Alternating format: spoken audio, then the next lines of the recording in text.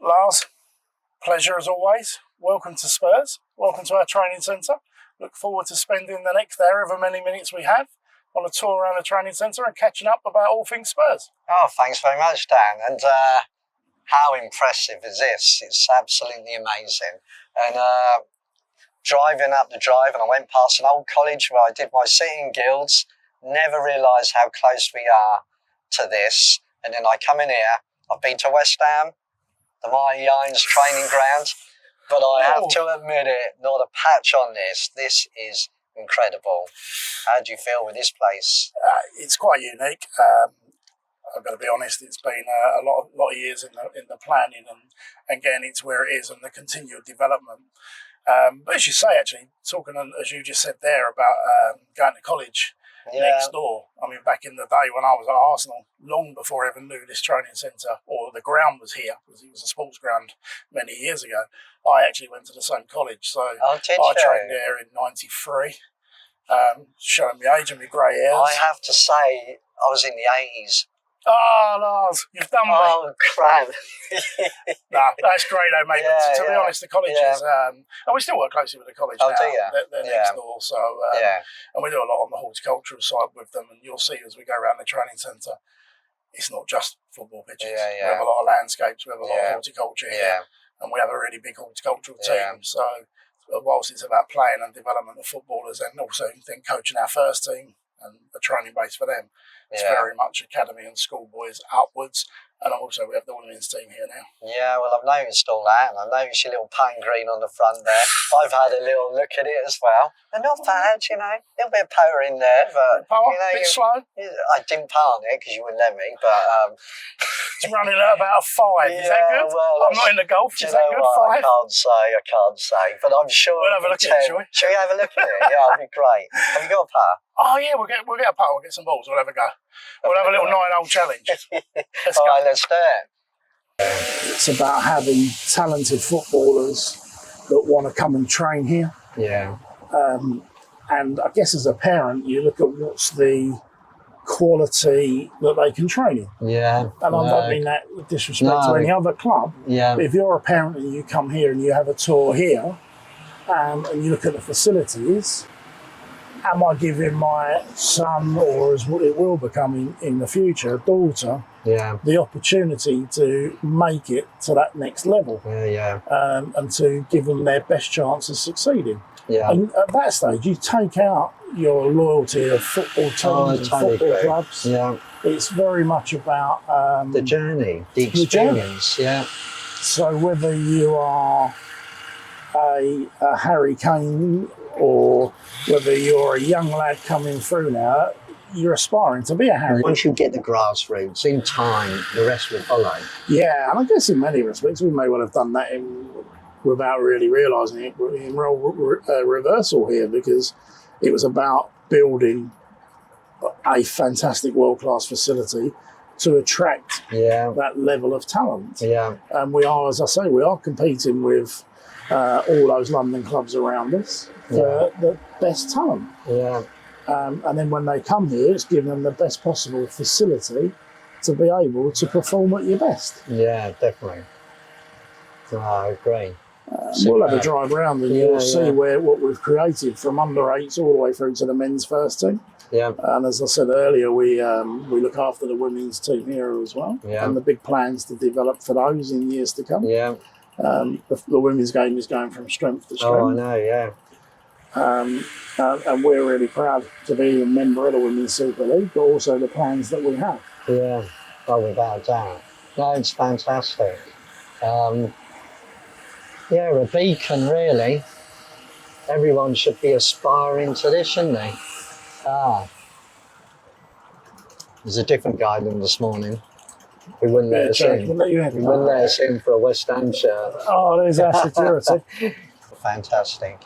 I mean, it does look quality. You could almost feel it's like Cape Manor College comes to Tottenham Hotspur. You can see everything, can't you? Yeah, it's quite strange actually. I still have a role within the college. I say that in very loose terms. All right. And I haven't done it for around about 10 years. Yeah. And you'll laugh at this, but I'm Kim Wilde's understudy. You are not. Now, when you say Kim Wilde, do you mean the Kim Wilde? The Kim Wilde. Oh, wow. We're the kids in America. We're the kids in America. She's also trained in horticulture. Yeah, of course she is, because she does all the TV shows. That's it. Oh, and wow. she does all their award ceremonies. Does she? On the really rare occasion that she can't do it. You're the understudy. Adrian does her from Spursing. Oh, man. I don't know if I'd be disappointed or not. You'd be devastated. Kim Wilde or Dazzle. Kim Wilde, yeah, man. Grew up listening to Kim Wilde. So, look, you've got a Wilds in area by the looks of it. Yeah, so the wildflower meadow that we have at the training centre. It's an environment that you can go walk around. Yeah. You can have a sit down in. It's very much about you come in, you train, you relax. Yeah.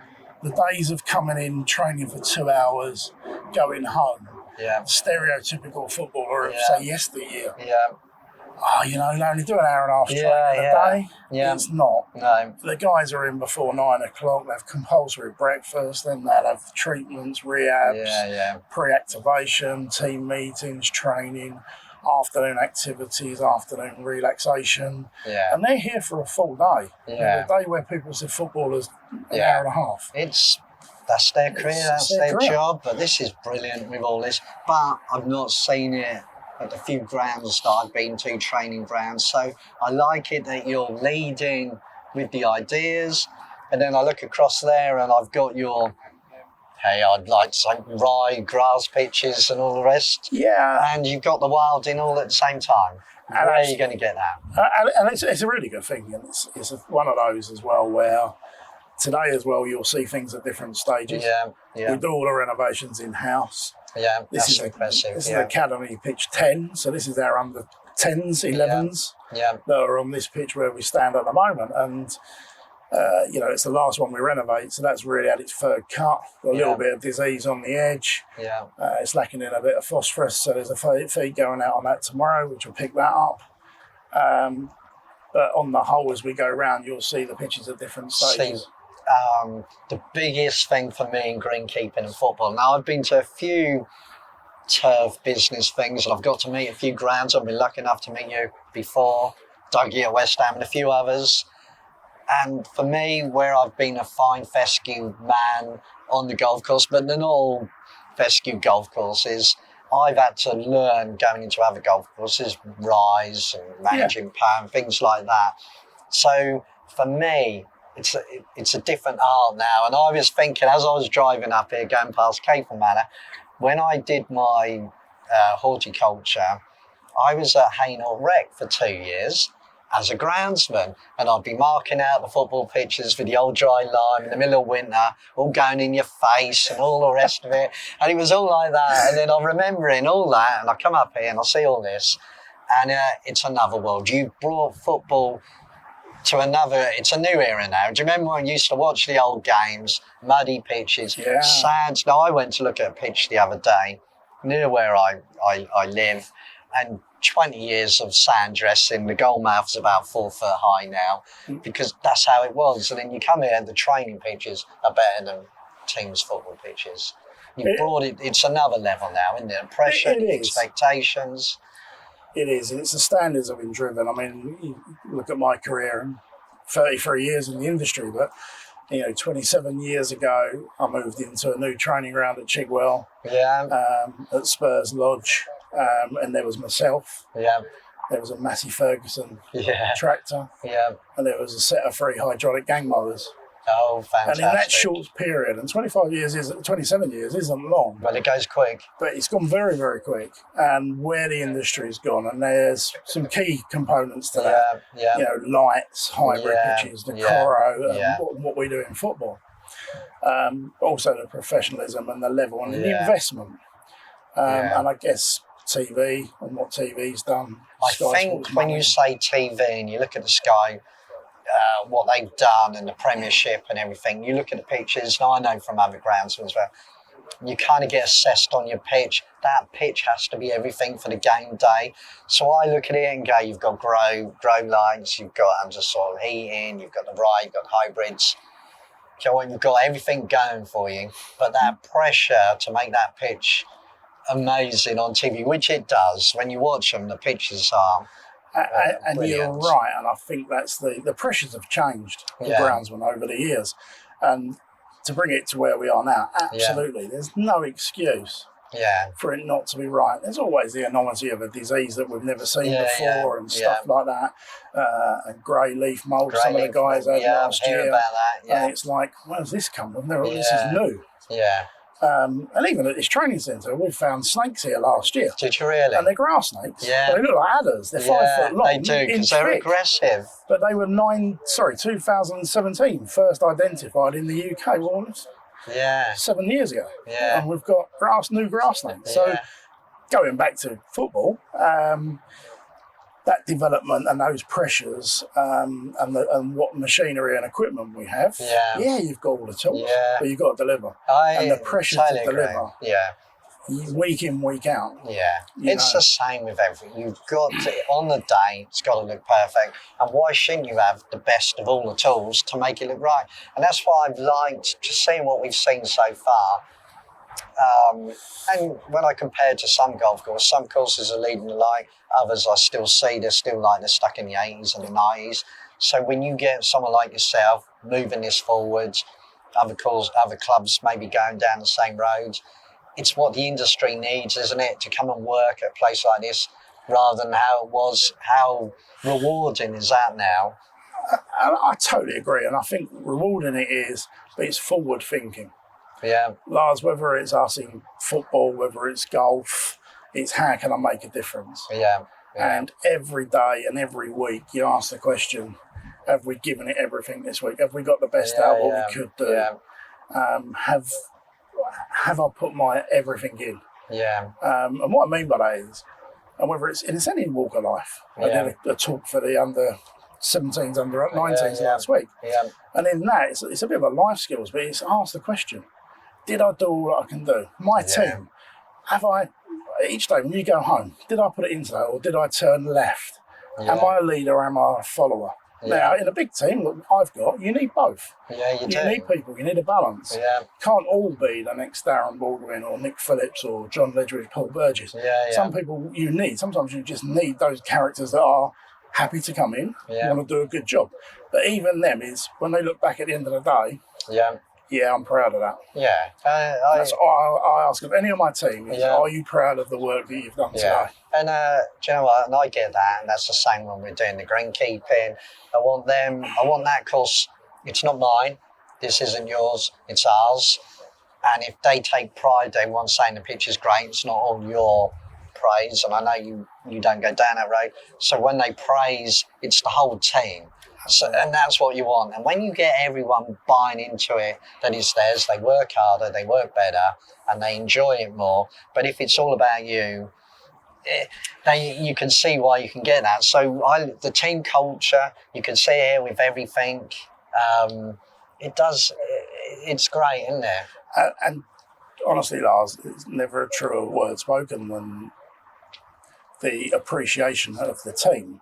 Now, I can sit there every day and say, brilliant lads, girls, you've done fantastic. Yeah.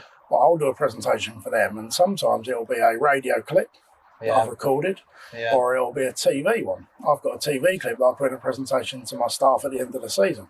And it was Gary Neville doing an interview at Brentford. It was post Man United losing 4-0 at the beginning of the season. Yeah. And they talked about Spurs, chairman, talked about the club. And it was a conversation Gary was having with Jamie Redknapp. Okay. But Gary put in there, and this is the bit for the guys to take out and the girls, was they've got a stadium to die for. They've got the best training ground in the world. And he reiterated that twice. Now, I'm not saying this is the best training ground. That's not for me to say. I'm not saying it is or it isn't. Yeah. But for him to say that twice, and I say that, I put that in a presentation. So don't believe me when I say we work in a great environment and a great place to work. Listen to outside comments. Yeah. And there'll be stuff on the radio, and that's not me saying, "Oh, this is superb." Yeah. I believe it's fantastic. It's lovely. Yeah, I'm not the one to say it's the best. Yeah, no, great. And that's subjective. Yeah. So what people might think is brilliant, it's not. But it's got a lovely environment to work in. You don't need to blow your trumpet. It is fantastic from what I've seen. And going back, so when I was driving through and seeing, remembering the past, basically when I first started, when I looked into you and you was a goalkeeper when you was a kid and everything, so you was into football, and it's quite, we were talking earlier about how do you get into being a groundsperson or even a greenkeeper, but if you're into that sport and you realise you can't go any further in that career, what do you want to get into football still? And this was the next thing to suit your passion, really, wasn't it? It was, Lars, like any kid. Yeah, everyone's talking to your son today, he wants to be a footballer. Yeah. I wouldn't know a 13, 14, 15-year-old that loves football, that doesn't want to be a professional footballer. Yeah. And I was no different. And I was always interested in it. Even when I was a goalkeeper at school, I'd go out before the team warmed up and I'd set the nets up. I wanted the nets to be really crisp and box nets. Every team OCD to do that, OCD in areas. Wow. And my career, I was born into it, if you like. Yeah, your dad, My dad, bless him, was a local groundsman looking after the local authorities, local football club's pitch. And my first memory is out there. I started at Arsenal as a kid, but my first memory was sitting on his lap, steering the Land Rover down the football pitch with 3 gang mowers on the back. And that's how it started, 5 years old. 13, I took over from him at the local that's ground. Amazing. So you've been well grounded. Who would have thought, though, at that time you'd be still thinking, I'm going to be a footballer, but all the time in the background there it was. Yeah, and it was. And you know what? I tell that story now as well, because even at 18, at best I could have played lower league football. Yeah. Not looking at the size of me, but I was fit then, Lars. I was your size. Oh, come on. And I could get around the pitch, and I was okay as a goalkeeper. But I had that decision to make as an 18-year-old. Yeah. Back in the day at Highbury, first team played 1 week, reserves played the next week. Yeah. That meant Saturday afternoon competitive football had gone out the window. Yeah. I believe I chose the right career. Yeah. At best I would have made non-league, maybe lower league, and I'd have had a career till I was 35. I'm now 51 this year and still hopefully going strong. Yeah, no, nice. And I guess the rest, as they say, is history, but that onset and work experience back in the day, and some things have changed. You're trying to get, for us now with health and safety, to take someone who's 14, 15 on work experience. Yeah. What are they going to do? Yeah, I don't know. Might mark out a white line. Yeah. So it's tough now. Yeah. And I don't want to get into the politics of health and safety, but because it's obviously very important. But this day and age, it's tough. And very hard, but I know we'll touch on it later. And I know the hell. Do you know what? When I was 7, I worked with a guy with the milkman. I was driving the float. Crikey, can you imagine that now? But do you know what? I'm still alive, 70s kid, freestyle. Who knows? It worked back then, but we have moved on to a new world. What I want to say to you, though, is when I remember marking out the football pitches with the dry lime in the middle of winter and all that, can you remember all that, doing all that? Does it feel like yesterday, or have you come on and you're pleased now that you've done the job, haven't you? You've come through the ranks of doing everything? I remember in my early days at Buckhurst Hill, we had both. We had a wheel-to-wheel, which actually didn't have a wheel. It had a trough that the white fluid ran down onto the front wheel. I remember. And then we also had the powder one. And the powder one, And I remember not having strings. It was corner flag at one end, and can I walk it straight to get to the local pitch? Little wiggly lines. And they're still there now. But then even taking it on into my first year, and it's a true story, and a lesson learned. So I was with Steve Braddock at Highbury, and I put the string lines out before lunch. And pulled the strings from both ends, all ready to go. Went and had lunch, came back after lunch, wheel-to-wheel marker, started marking it out.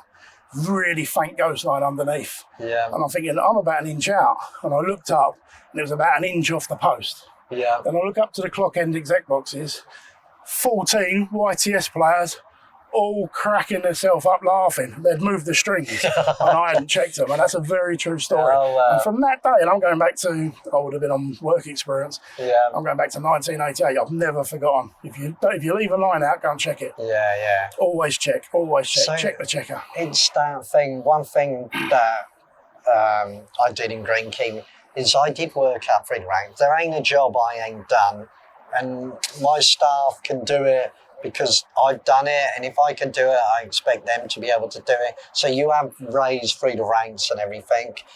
Do you put a premium on the college work and all of that, or is it learning on the job is still the most critical thing? I think there's both. There's doing the technical side at college. Yeah. I spoke to you earlier. I said I was never the most academic at school. Yeah. At college, I think I passed my college courses with a merit, not necessarily a distinction. Yeah. But I still don't believe there's better than experience. Yeah. And learning. Yeah. And learning by your mistakes and asking questions and the practicals. Yeah. If we look at historic people that do come into groundsmanship, they're not necessarily A-level university students. Yeah. But experience and learning on the job is absolutely everything. Yeah. And I look at as I just gave an example there of Highbury and the string line moving. That taught me there and then. Yeah. Make sure you check and check again. Yeah. And the same when it comes to anything that we do in machinery, especially when it comes to spraying. Make sure you're checking. Who's checking what's going in the tank? Yeah. Who's checking we've got the rates right? Yeah. Who's checking the product? But again, as a youngster coming in now, no question is a bad question. Yeah. Ask. Yeah. But they do go hand in hand, though. The college is really important. So what I gather from people coming into the industry, and some people have come in with degrees and they go straight in and go and do management, and they've gone around the world doing it. Some people have worked their way up. The ones that have worked their way up haven't liked college. Know they have to have it to get through, but they didn't necessarily not enjoy studying, but they hated the exam process and the fear of failing that exam. So when I go out with them, I would show them what to do, but try and leave them to it so that they weren't under pressure. They learn on their own a little bit. Once you can know that they're going to be all right, leave them to it, to be relaxed. And that's the thing I get with college. People, they want to study.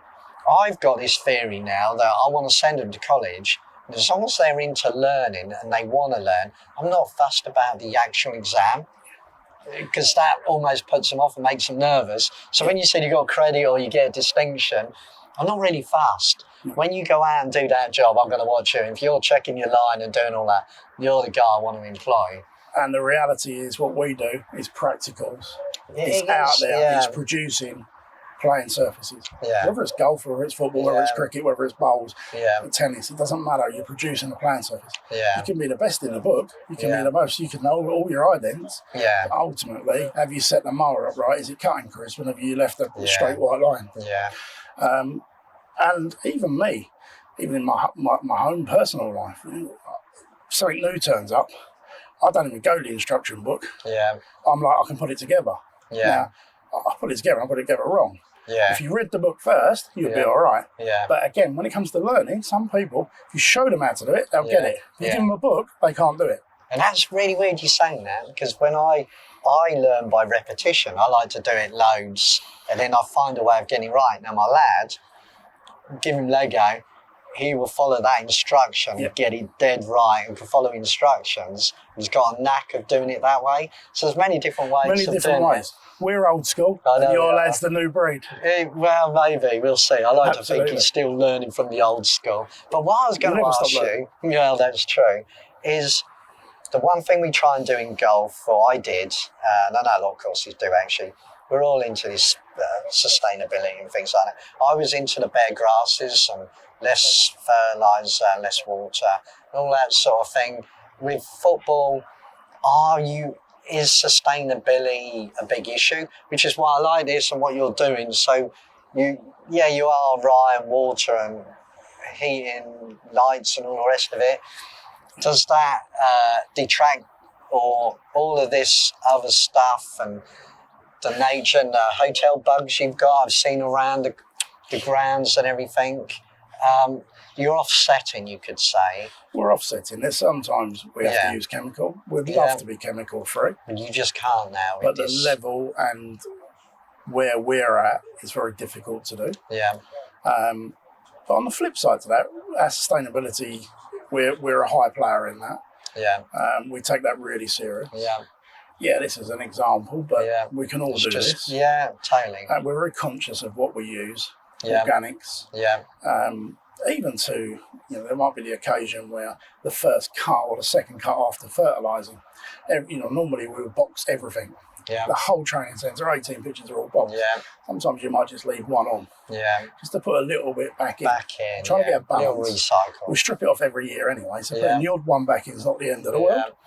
I mean, when you box off a football pitch anyway, you're not collecting 100%. There's bits that fly. So every now and then you might do that. The rest of it, recycling of water. We do that. Yeah. We'll talk about it if you like when we get round to the pond area. Yeah. And you'll understand how it works. But the whole site we recycle water from.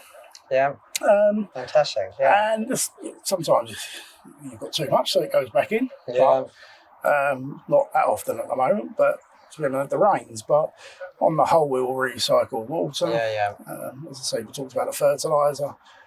We'll go down there and you'll see our kitchen garden. So we grow a lot of let's do that. fruit and veg for our restaurant. For my dinner later. For your dinner. Well, We'll get some peas to go home with. Oh, nice one. Let's go have a look.